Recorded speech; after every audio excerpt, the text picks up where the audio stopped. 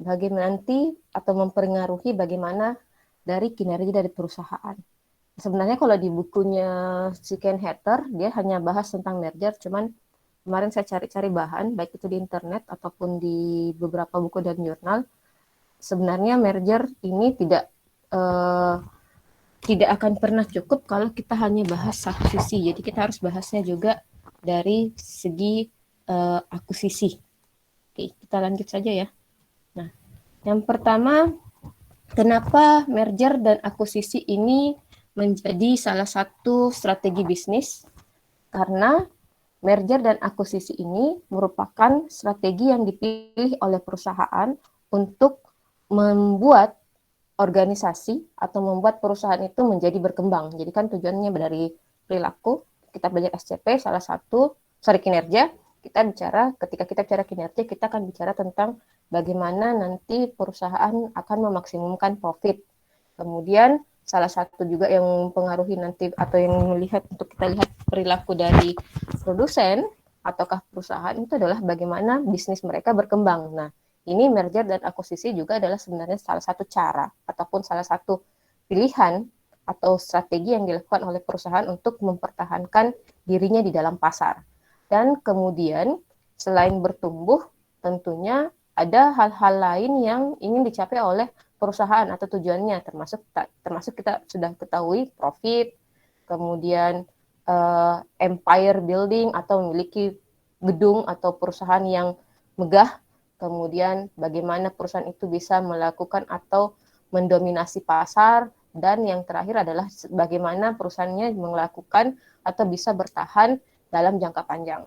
Nah, kemudian di antara selain ini semua, selain dari tujuan dari bisnis ini, ternyata ultimate goal atau tujuan utama yang ingin dicapai, walaupun ada berbagai macam pilihan yang ataukah kinerja yang ingin dicapai oleh perusahaan, ternyata ultimate goal yang dimiliki oleh setiap perusahaan itu berbeda antara manajemen sama dari pihak pemilik.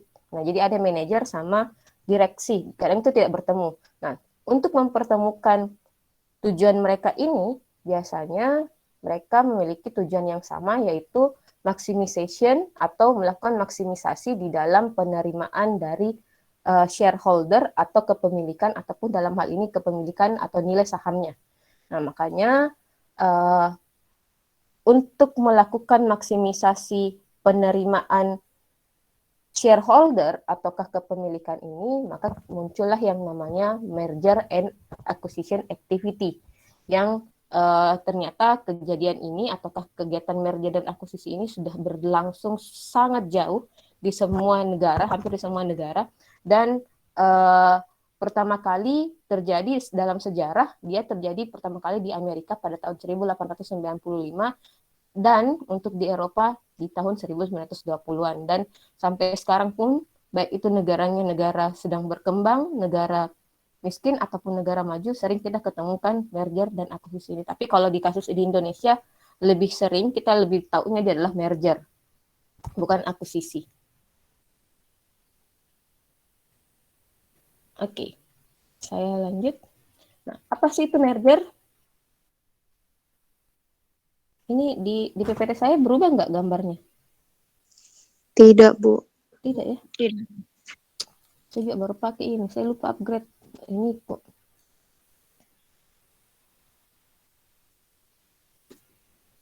Oke, ini kalau gini berubah. Iya, Bu.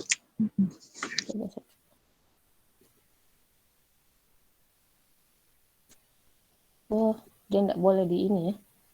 Dia nggak boleh di zoom in. Oke, apa itu merger?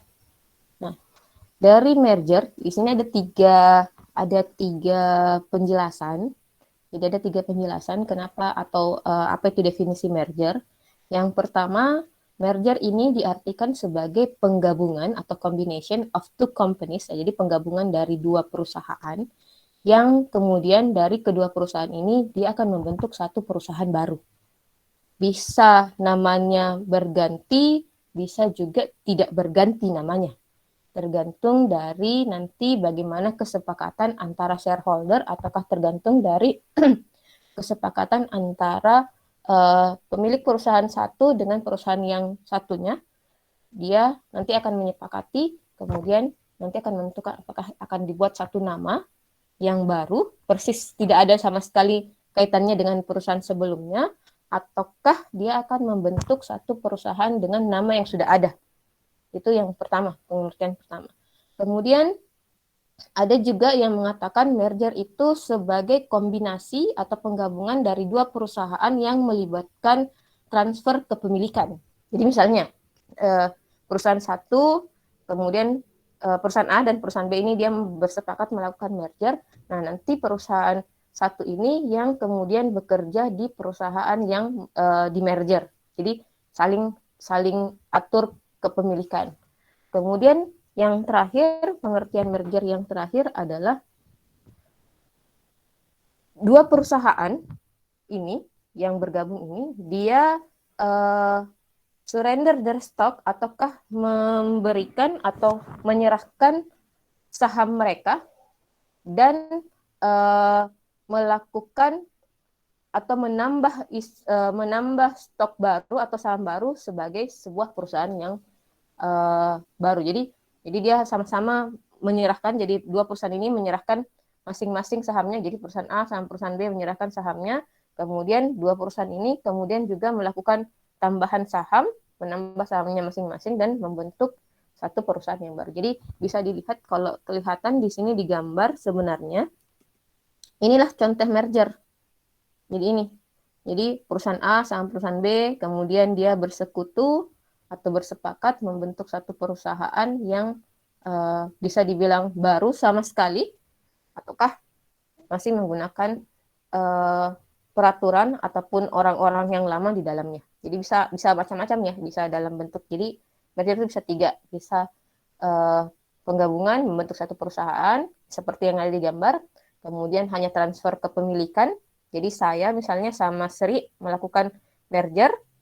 Nah, kemudian kita sepakat, oke, untuk merger perusahaan baru ini, mungkin yang mengelola adalah saya. Nanti Sriyanti dia hanya sebagai pemilik saham. Kemudian yang ketiga, kemudian Sriyanti dan saya sebelum melakukan merger, kami sepakat menambah saham dulu, barulah kita membuat suatu perusahaan baru. Oke.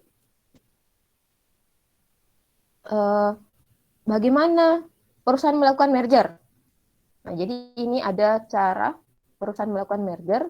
Jadi ada 4 yang paling dasar.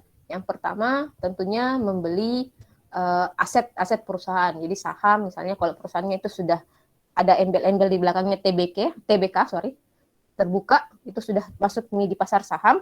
Nah, jadi untuk melakukan merger ya, saya misalnya atau orang dari luar misalnya dia bisa membeli aset yang dimiliki oleh perusahaan. Jadi asetnya bisa dalam bentuk saham, bisa juga dalam bentuk aset yang bergerak ataupun tidak bergerak, dan macam-macam. Kemudian ada cara yang kedua, membeli ini common share. Aset tadi beda ya. Common share ini yang saham. Aset itu adalah gedungnya misalnya dan seterusnya. Kalau common share ini adalah sahamnya. Kemudian yang ketiga, melalui pertukaran antara saham ke aset. Jadi misalnya saya beli punyanya sahamnya BNI, kemudian dari saham BNI saya jual, kemudian saya beli misalnya saya beli gedungnya BNI. Nah, itu adalah membeli dengan cara menukar antara saham dengan aset. Dan yang terakhir adalah exchanging atau menukar saham dengan saham yang lain. Jadi misalnya saya tadi sama Sriyanti, saya punya misalnya perusahaan A, Sriyanti punya perusahaan B, jadi saya beli perusahaannya sahamnya si Sriyanti, kemudian Sriyanti juga beli saham saya. Jadi exchanging, jadi kami hanya menukar, misalnya seperti itu. Kalau ada pertanyaan langsung, nah materi kita hari ini tidak terlalu berat, cuman definisi doang. Nah, kemudian di sini ada 4, jadi ada 4 cara kita melakukan merger, perusahaan melakukan merger.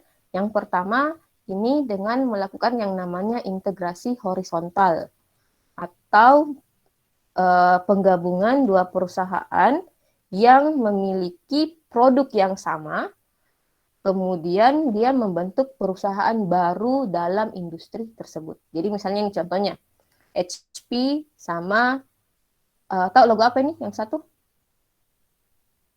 HP ditambah yang ini yang merah. Tahu nggak logo apa ini? Ada yang tahu nggak ini logo apa? Kenal nggak logo ini? HP ditambah ini yang merah. Enggak, ini kompak. Jadi sama-sama dari uh, bidang laptop, dia bergabung HP sama Hewlett Packard, ditambah dengan bergabung dengan Compaq, dia membentuk perusahaan yang di bawahnya HP atau Hewlett Packard. Kemudian contoh yang lain, ini Pepsi bergabung dengan Coca-Cola, dia membentuk nama PepsiCo atau Pepsi Coca-Cola. Jadi ini, kalau ini HP dan Compaq ini terjadi pada tahun 2008, kalau nggak salah 2008, 2010. Kalau Pepsi sama Coca-Cola ini tahun 2002 kalau nggak salah. Jadi dia bergabung membentuk satu perusahaan. Jadi sama-sama Pepsi sama Coca-Cola ini outputnya sama, produknya sama, yaitu minuman berkarbonasi, berasa. Kemudian dia membentuk satu perusahaan di pasar. Nah, jadi produk-produknya tetap ada Pepsi, tetap ada Coca-Cola dengan ciri khasnya masing-masing, tetapi dia berada di dalam satu perusahaan yang sama. Naungannya sama, itu PepsiCo. Kemudian ada juga jenis integrasi vertikal. Jadi kalau horizontal itu sama ya, jadi sejajar ke dia. Kalau dia vertikal, dia beda. Dari atas, dari hulu ke hilir, ataukah bisa bermergernya itu dari hilir ke hulu. Jadi kalau dia integrasi vertikal, ini adalah dua perusahaan yang bersatu, tetapi produk yang dihasilkannya ini berbeda dan berada pada tingkat produksi yang berbeda juga. Jadi, tapi produk akhirnya bisa menjadi satu kesatuan. Jadi contohnya ini, AOL sama Time Warner. Jadi ini AOL ini adalah perusahaan media media sosial internet. Kemudian Time Warner ini dia pengelola acara hiburan. Contohnya Time Warner yang kita kenal itu adalah CNN, kemudian HBO. Nah, dia ini bergabung membentuk satu perusahaan yang namanya All Time Warner. Jadi dia di bawah naungannya. Jadi kalau Anda lihat itu beberapa film Disney Plus itu masuk ke sini juga. Jadi dia satu perusahaan tapi dia punya yang berbeda. Jadi Time Warner ini sebagai media pembuat entertainmentnya atau hiburannya, film dan sebagainya, kemudian opera shop dan sebagainya. Nah, jadi AOL ini yang kemudian memasarkan menggunakan internetnya. Jadi dia satu perusahaan. Jadi berbeda Ki, satu menghasilkan hiburan, satu yang menyebarkan ke konsumen. Itu kalau dia dari hulu ke hilir. Jadi ini tujuannya kalau dia upstream, hulu ke hilir ini adalah perusahaan yang bersatu supaya tujuannya adalah lebih dekat dengan bahan baku. Jadi karena AOL ini dia hanya menyediakan layanan internet, maka dia bergabung dengan Time Warner yang membuat film, yang membuat berita dan sebagainya. Jadi tujuannya supaya si AOL ini sebenarnya yang bisa mempertahankan dirinya di dalam pasar karena dia mengambil alih Time Warner. Kemudian ada juga yang kedua untuk integrasi vertikal namanya downstream. Jadi dia dari hulu ke hilir. Untuk tujuannya adalah untuk mendekati lebih mendekat dengan pasar. Contohnya yang paling baru ini tahun kemarin 2021 Gojek bergabung dengan Tokopedia. Jadinya Goto.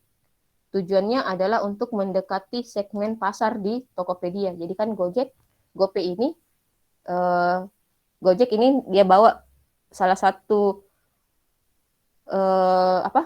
salah satu layanannya yaitu GoPay, kemudian dia menggandeng Tokopedia. Nanti pembayarannya ini kalau kita belanja di Tokopedia bisa pakai GoPay, namanya adalah Goto. Selain belanja, bisa juga layanan seperti pengiriman kalau nggak salah kalau di Goto itu. Jadi ini dia membuat, kalau ini contoh yang ini jenis merger ini, dia membuat perusahaan yang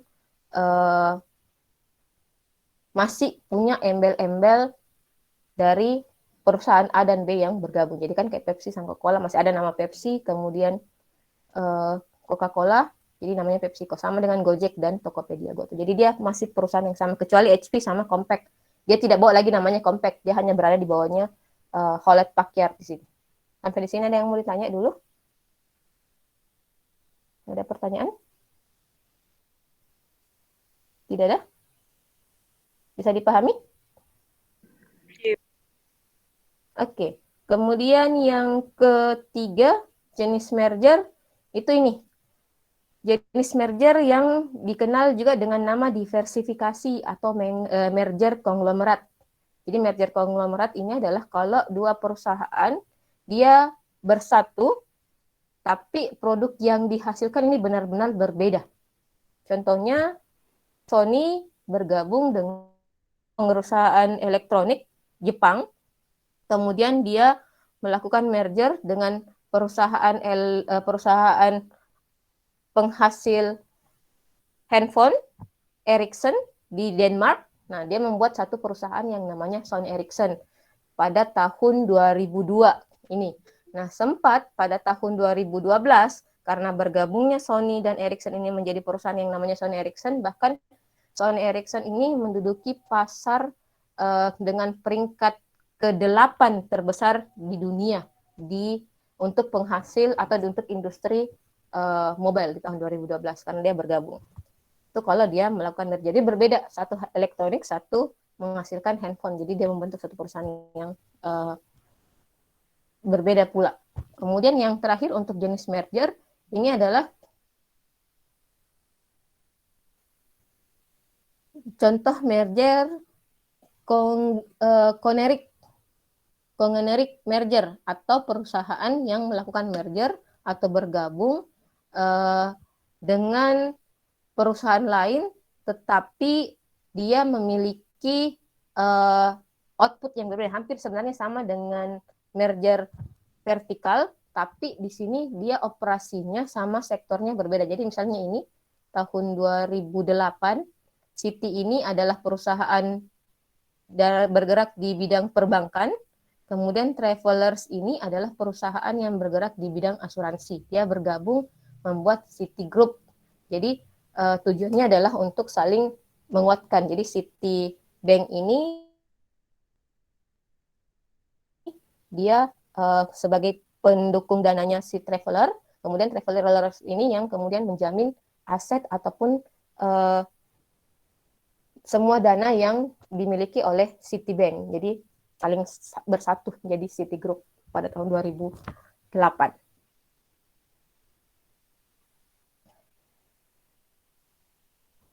Oke, kenapa perusahaan melakukan merger?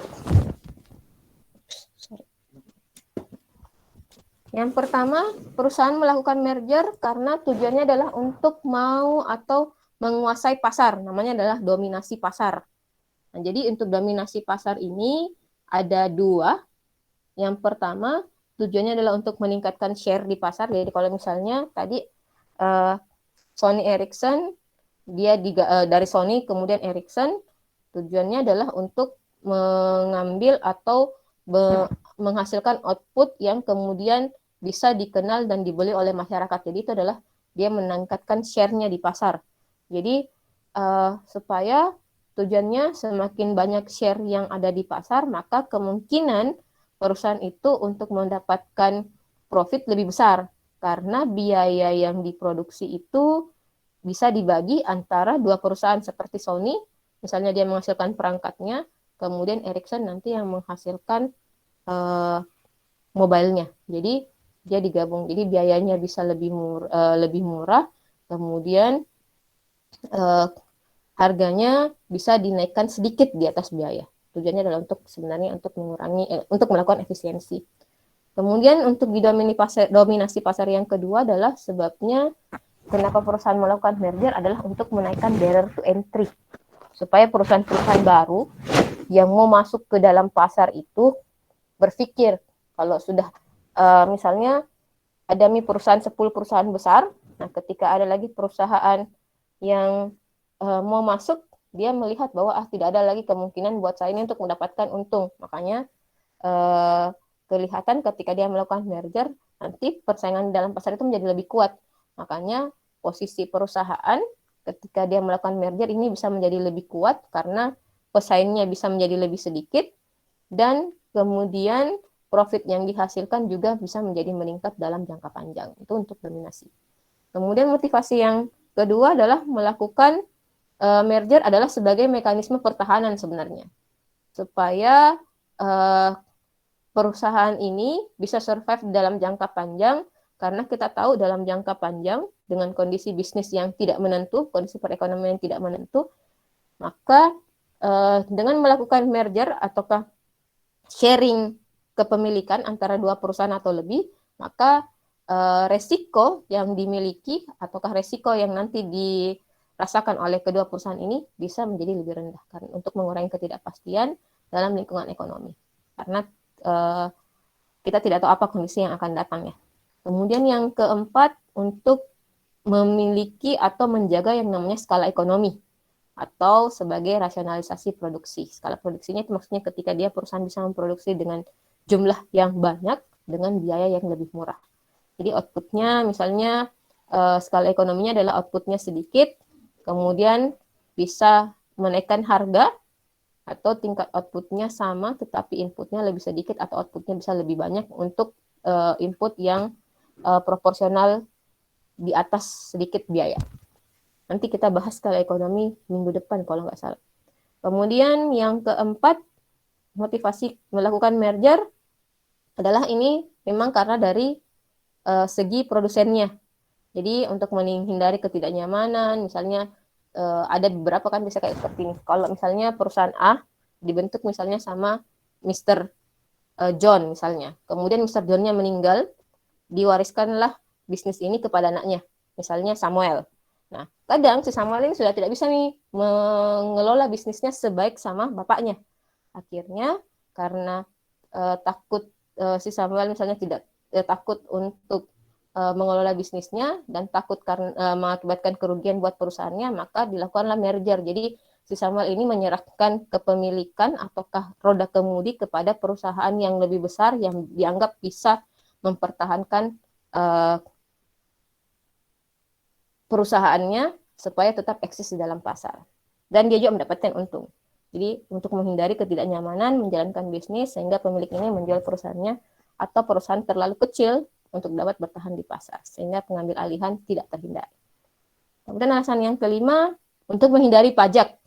Karena setiap perusahaan itu dia memiliki pajak yang besar. Nah, biasanya perusahaan-perusahaan kecil kalau dia sudah outputnya kecil, profitnya kecil, dan misalnya sudah dianggap tidak bisa lagi bertahan di dalam pasar, nah lebih baik dia melakukan merger supaya perusahaan-perusahaan kecil ini bisa terhindar dari pajak dan perusahaan yang besar yang menaunginya ini yang kemudian membayar pajak dari dua perusahaan yang bergabung. Kemudian yang terakhir adalah stock market buoyancy, atau di sini hampir sama dengan skala ekonomis ya. Jadi dia bisa memproduksi dengan biaya yang sedikit, tapi dengan harga yang jauh lebih tinggi sedikit di atas harga pasar, tetapi barang yang dijual ini walaupun harganya mahal, dia bisa mendapatkan keuntungan atau barangnya bisa laku karena dia memiliki dominasi di pasar yang lebih kuat. Dan yang terakhir adalah perilaku maksimisasi non-profit. Misalnya karena contohnya ini tahun berapa saya lupa. TV One itu melakukan merger, TV sudah mau bangkrut, makanya TV One ini mengambil alih Antv dengan tujuan supaya tidak terjadi yang namanya pengangguran yang lebih besar. Jadi takut kalau tertutup juga Antv ini dia akan menyebabkan losses di masyarakat, kehilangan ataukah masyarakat mengalami kerugian karena diambil alih sama TV One. Dibawa naungan TV One tapi Antv-nya berjalan sendiri. Itu perilaku maksimisasi non-profit. Jadi untuk menghindari misalnya pengangguran ataukah menghindari yang namanya atau meningkatkan barrier to entry, mengurangi barrier to entry dan sebagainya. Sampai di sini ada yang mau ditanya? Ada pertanyaan nggak? Ada pertanyaan? Ya, silahkan. Bisa nggak kira-kira Bu kalau misalnya dua perusahaan tersebut itu melakukan merger kemudian jenis produksinya berubah? Bisa. Contohnya itu mungkin tidak berubah terlalu jauh ya, cuman mungkin dia hanya melakukan diversifikasi produk. Jadi dia hanya melakukan diversifikasi. Contohnya itu kalau kita lihat di sini, misalnya dari contohnya ya, kalau di contoh tadi kita tidak temukan. Jadi misalnya kayak Sony Ericsson, dia mengeluarkan misalnya produk yang misalnya hanya melengkapi aksesorisnya. Jadi misalnya dia menghasilkan apa sih ini, headset, kemudian misalnya Walkman dan seterusnya. Jadi dia menghasilkan produk tetapi yang masih ada kaitannya dengan dua perusahaan yang bergabung. Jadi dia sebenarnya tidak menghasilkan sama sekali produk yang berbeda, tetapi dia hanya melakukan diversifikasi. Itu kalau merger tidak jauh-jauh, kecuali nanti akuisisi. Akuisisi itu sama sekali berubah, bisa sama sekali berubah. Seperti itu. Oh iya, Bu. Tapi itu ya, dia cuma melakukan diversifikasi. Jadi produknya yang agak-agak berbeda sedikit. Karena kayak kan kita tahu Sony itu bagus di dalam speaker, jadi makanya di bawah naungannya Sony Ericsson dia buatlah speaker, dia buatlah bukan speaker ya, Walkman. Pada saat itu kan pada tahun 2012 itu masih orang bawa Walkman kan, sebelum kita kenal iPod, kemudian bawa handphone. Jadi dia membuat itu, kemudian headset dan seterusnya. Ada lagi? Ada lagi pertanyaan? Itu saya lanjut. Ini bagaimana dikatakan kalau terjadi efisiensi ataukah mergernya ini, misalnya ya untuk merger horizontal ini, dia dianggap berhasil atau tidak. Nah, untuk melihatnya, kita sebenarnya ada yang namanya model Maris Growth, tapi saya tidak masukkan di sini, karena model Maris Growth ini, dia hanya memperlihatkan kepada kita bagaimana pilihan direksi sama manajer. Jadi kapan misalnya pilihannya ini dikatakan bisa dilakukan merger atau tidak. Tapi ada pertentangan, jadi saya tidak masukkan karena ada banyak sekali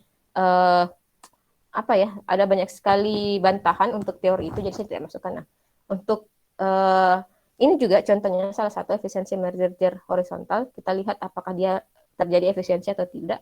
Misalnya jika perusahaan ini yang melakukan merger ini, misalnya dua perusahaan yang melakukan merger ini mendapatkan profit di dalam pasar, maka dikatakan bahwa perusahaan ini sebenarnya sudah melakukan efisiensi di tahap awal. Nah, tetapi untuk melihat keberlangsungan atau keberhasilan merger ini, maka kita harus lihat dulu apakah perusahaan ini ketika dia menghasilkan profit yang besar, misalnya tadi Sony Ericsson ya pada tahun 2012 dianggap berhasil. Nah, ketika perusahaan ini dianggap berhasil dan kemudian ada perusahaan baru lagi yang mau masuk ke dalam pasar, setelah tahun 2019 muncul perusahaan-perusahaan seperti Oppo, kemudian Vivo dan sebagainya, maka dianggap perusahaan ini sebenarnya melakukan ketika dia melakukan merger dia sudah berhasil. Tetapi ketika perusahaan ini kemudian menarik perusahaan baru dalam pasar dan menyebabkan profitnya turun, maka kembali di tahap ini bisa saja dianggap merger yang dilakukan oleh perusahaan ini sudah diambang non efisiensi karena profitnya turun. Harusnya kan kalau kita perusahaan melakukan merger, tujuannya tadi untuk melakukan dominasi pasar. Makanya ketika profitnya turun, seperti kejadiannya Sony Ericsson di tahun berapa ya? Dia mungkin di tahun 2015, 2020-an itu profitnya sudah turun. Makanya ketika ini terjadi, efisiensi merger yang dilakukan antara Sony dan Ericsson ini sudah mulai terjadi yang namanya non-efisiensi. Jadi di awal-awal saja. Jadi hanya efisiensinya ataukah keberhasilan mergernya hanya terjadi 5 atau 10 tahun pertama. Tapi setelahnya itu profitnya mulai turun. Kemudian ada juga kasus kedua, ketika perusahaan ini melakukan merger, justru profitnya makin lama makin turun. Nah, kalau perusahaan ini menyebabkan, misalnya perusahaan yang melakukan merger ini menyebabkan perusahaan yang sehat ini menjadi turun profitnya, maka si perusahaan yang melakukan merger ini bisa kemudian melakukan evaluasi apakah perusahaan ini dipertahankan ataukah dia mengganti perusahaan baru yang dianggap lebih sehat, supaya tujuannya adalah untuk menghindari yang namanya non-efisiensi. Jadi pilihannya seperti itu. Jadi kalau perusahaan mau dilihat apakah dia berhasil, kita lihat dulu dari kemampuannya untuk menaikkan profit. Tapi pada saat dia menaikkan profit, maka ini perusahaan lain yang mau masuk ke dalam pasar menyebabkan perusahaan baru ini tertarik dia untuk mendapatkan atau melakukan dominasi di pasar. Nah, pada saat ini ketika profitnya turun, maka perusahaan harus melihat lagi apakah merger ini berhasil atau tidak. Makanya Sony Ericsson itu hanya beberapa tahun saja berhasil, kemudian Sony mengundurkan diri dan Sony Ericsson ini hampir kita tidak dengar lagi. Makanya di Sony kemudian memutuskan untuk melakukan merger atau melakukan pergantian merger dengan perusahaan yang lebih sehat. Tapi nanti di bawahnya saya tidak tahu, Sony saya tidak terlalu perhatikan lagi sekarang dengan Sony. Jadi dia kemudian hanya melakukan penggandengan dengan perusahaan-perusahaan yang sifatnya kayak vertical merger. Jadi dia hanya sebagai penyetok bahan baku kepada perusahaan-perusahaan tertentu yang bergabung dengan dia. Itu kalau efisiensi. Nah, kemudian kenapa kita melakukan merger? Kalau perusahaan ini tadi sebenarnya sudah ada motifnya ya. Jadi ketika perusahaan ini melakukan merger, tujuannya ada ini sebenarnya 4. Jadi untuk meningkatkan market share, kemudian menaikkan skala ekonomi, menyebabkan kenaikan profit dari segi research sama development, dan mengurangi namanya competition. Tapi ketika perusahaan melakukan merger, yang perlu diperhatikan adalah yang pertama, merger ini ternyata tidak segampang yang kita lihat atau tidak segampang yang kalian saya ambil alih perusahaannya orang, ini perusahaannya orang sudah bisa misalnya survive, saya hanya misalnya menambah dana, kemudian memberikan pelatihan supaya perusahaannya ini bisa bergerak maju sama dengan perusahaan saya.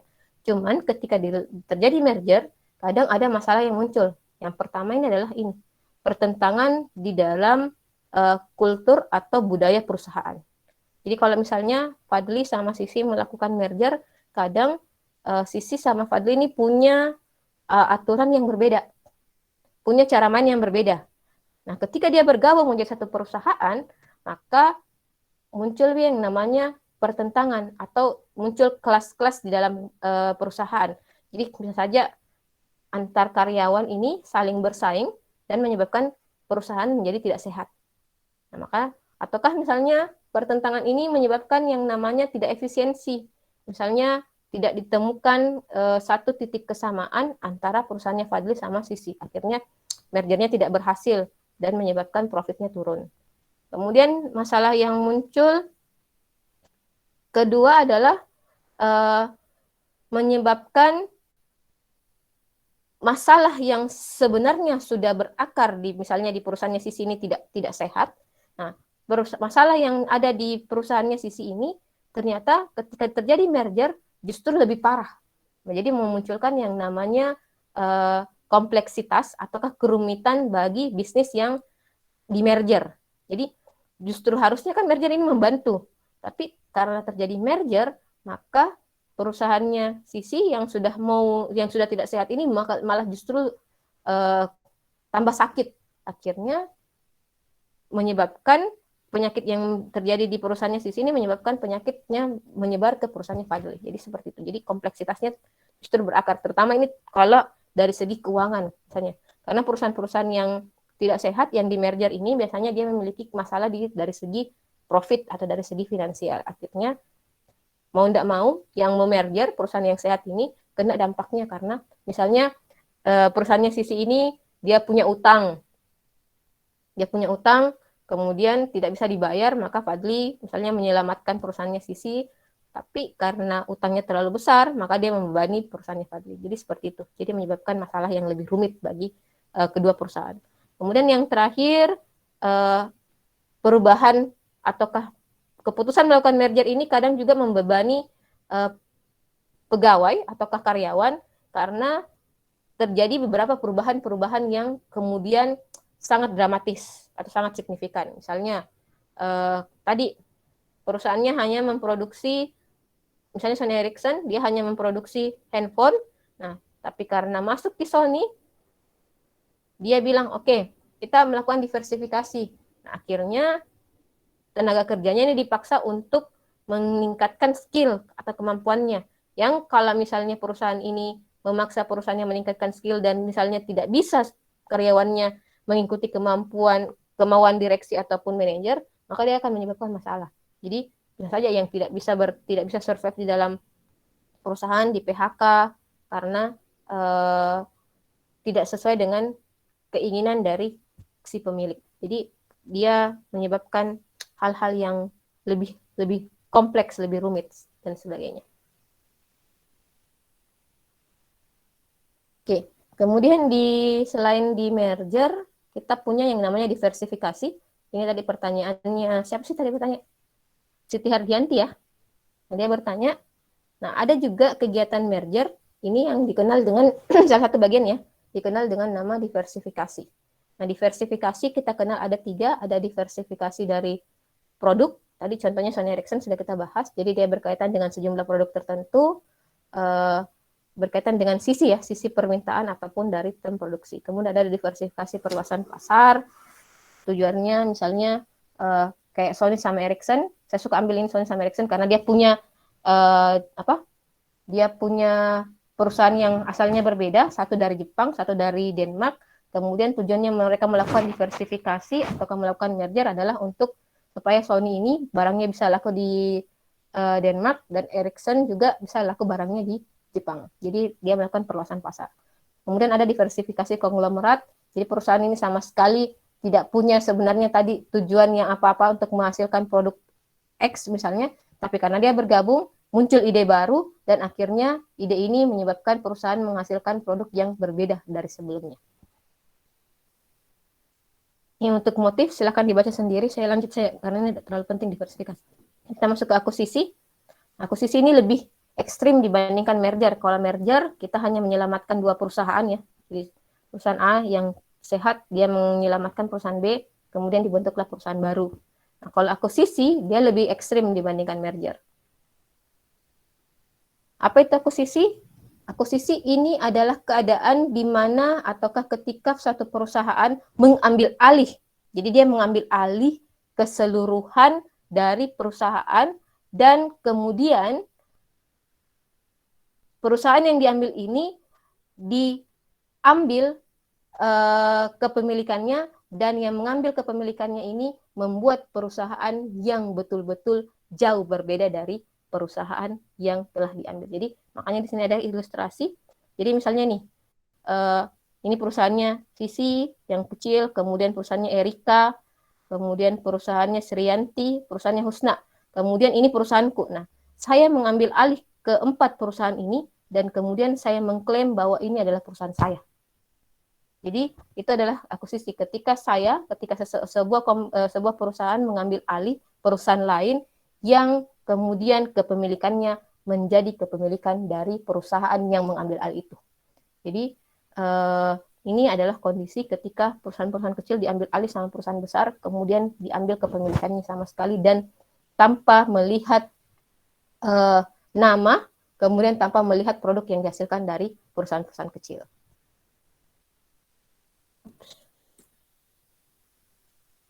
Ada 4 jenis akuisisi. Yang pertama ada yang namanya friendly akuisisi atau akuisisi yang ramah atau friendly. Ini keadaannya kalau misalnya 2 perusahaan setuju melakukan akuisisi di bawah aturan-aturan yang lebih ramah baik bagi perusahaan yang mengakuisisi dan yang diakuisisi. Ini contohnya. Johnson & Johnson ini pada tahun 2009 dia diambil alih oleh Krusell Biotechnology karena kasusnya pada saat itu muncul yang namanya flu babi dan Johnson ini dia membuat vaksin flu yang kemudian dari vaksin flu ini diambil alih sama Krusell atas namanya Krusell. Nah, pada saat itu ketika diakuisisi oleh Krusell, sahamnya Johnson Johnson kemudian meningkat di pasaran menjadi ini 1,7 miliar dolar atau miliar euro ataukah sekitar 2,37 miliar. Tapi ketika Krusell menghasilkan produk, dia tidak bawa lagi namanya Johnson Johnson. Jadi dia ambil penuh virus flu yang dihasilkan oleh Johnson Johnson. Dan dia Krusell mengatasnamakan dirinya bahwa ini adalah milik saya. Seperti itu. Tapi masih dengan tahap-tahap ataukah aturan-aturan yang lebih ramah. Jadi Johnson Johnson juga tetap bisa berjalan sendiri, tapi dia diberikan misalnya sokongan dana dan seterusnya. Kemudian ada jenis yang kedua, ini yang namanya reverse akuisisi atau akuisisi yang kebalikannya. Ini terjadi ketika perusahaan swasta mengambil alih perusahaan negeri. Ini terjadi di Amerika tahun 2008. Clearwire, penghasil ataukah perusahaan di bidang internet, ini dia perusahaan swasta, kemudian dia mengakuisisi perusahaan SOM, kemudian dia membentuk ini, perusahaannya SOHM. Mas, tapi ini misalnya namanya sedikit, namanya perusahaan yang diakuisisi. Di ini perusahaan swasta, kemudian dia mengakuisisi perusahaan negeri. Karena perusahaan negeri ini sudah tidak bisa melakukan efisiensi, makanya Clearwire yang swasta yang sehat, yang sahamnya kuat sekali di pasar saham Amerika, dia mengakuisisi perusahaan negeri. Kemudian yang ketiga, ada yang namanya akuisisi backflip atau akuisisi kebalikan. Ini terjadi ketika perusahaan melakukan ataukah mensubsidi perusahaan yang dibeli. Jadi ini kasusnya Texas Air Composite sama Continental Airlines. Ini dua perusahaan yang bergerak di bidang layanan pesawat terbang. Nah ini yang mengakuisisi awalnya Texas Air ini mengakuisisi Continental Airlines. Tapi yang terjadi kemudian Continental Airlines ini kemudian yang menjadi lebih maju dibandingkan perusahaan yang mengakuisisinya. Akhirnya sekarang Continental Airlines ini yang mensubsidi perusahaan yang mengakuisisinya. Jadi awalnya Texas menyelamatkan Continental, tapi ternyata Continental lebih jago sekarang dan akhirnya terbalik, dia yang memberikan bantuan kepada Texas Air Composite sekarang. Dan yang terakhir adalah hostile acquisition ataukah akuisisi yang dilakukan secara paksa. Ini terjadi pada Oracle sama PeopleSoft. Jadi pada saat itu Oracle ini dia punya finansial yang jelek. Nah, kemudian dia melakukan lelang di pasar saham. Dan kemudian ditolak sama beberapa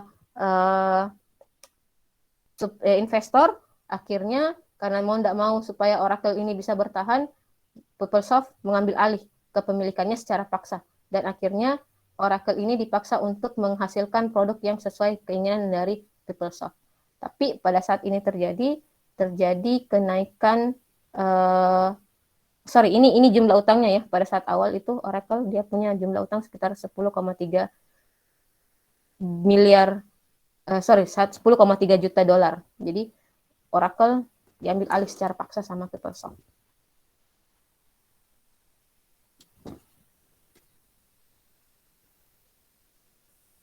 Oke. Ini motif melakukan merger tadi sudah ada. Yang pertama untuk meningkatkan skala ekonomi, eliminasi kompetisi, kemudian keinginan untuk menikmati kekuasaan monopoli, dan yang terakhir adalah untuk meningkatkan modern teknologi. Ini kan sudah bahas. Nah ini plus minus kenapa kita melakukan akuisisi. Yang pertama, akuisisi ini dilakukan untuk menaikkan market share, kemudian untuk meningkatkan diversifikasi, kemudian mengurangi kompetisi dan melakukan maksimisasi biaya. Tapi negatifnya ketika terjadi akuisisi, maka yang muncul biasanya adalah kadang perusahaan yang mengakuisisi ini dia tidak punya penilaian yang cukup atas perusahaan yang diakuisisi. Makanya kadang terjadi yang namanya kegagalan di dalam akuisisi. Terutama contohnya ini tadi, Texas Air Composite sama Continental Airlines. Jadi si Texas tidak punya target yang jelas, akhirnya malah sekarang Continental yang mengambil alih perusahaannya si Texas Air Composite. Kemudian dampak ataukah yang sisi negatif dari akuisisi ini adalah ketidakmampuan dalam melakukan sinergi. Jadi hampir sama dengan merger. Jadi kalau misalnya perusahaan A dan B tidak bisa saling bekerja sama dalam jangka waktu yang lama, justru menyebabkan inefisiensi dalam pasar. Dan yang terakhir adalah adanya biasanya hambatan dari segi finansial, karena biasanya yang diakuisisi punya modal, punya utang yang sangat besar, maka memunculkan biaya yang besar juga bagi perusahaan yang mengakuisisi. Ini silakan dibaca juga difference between M&A. Ada pertanyaan? Saya, Bu. Ya, silakan Arifai. Begini, Bu, kalau misalnya dalam mengakuisisi sebuah perusahaan, apakah pemegang sahamnya itu sepenuhnya ke yang mengakuisisi atau dibagi dua dengan yang diakuisisi perusahaannya, Bu? Tergantung. Kalau dia friendly akuisisi, bisa dibagi dua. Berapa persen? Jadi kalau Johnson & Johnson itu pada tahun 2009, setahu saya share-nya itu 34% Johnson & Johnson, sisanya 64% itu dimiliki oleh Krusell. Jadi bisa seperti itu. Tapi kalau dia by force, seperti kasusnya si ini, Oracle sama Papersoft yang ambil semua. Tidak ada bagian buat Oracle. Jadi tergantung dari termnya. Makanya di sini ada namanya backflip, hostile, dan seterusnya. Seperti itu. Jadi ini juga kayak Continental sama Airlines, awalnya dia berapa persen, tapi akhirnya sekarang Continental yang memiliki share yang lebih besar, sahamnya lebih besar, bahkan sampai 80% dibandingkan Texas, padahal awalnya Texas yang lebih besar. Bedanya dengan merger. Kalau merger itu yang memiliki kepemilikan 2 orang, tapi kalau dia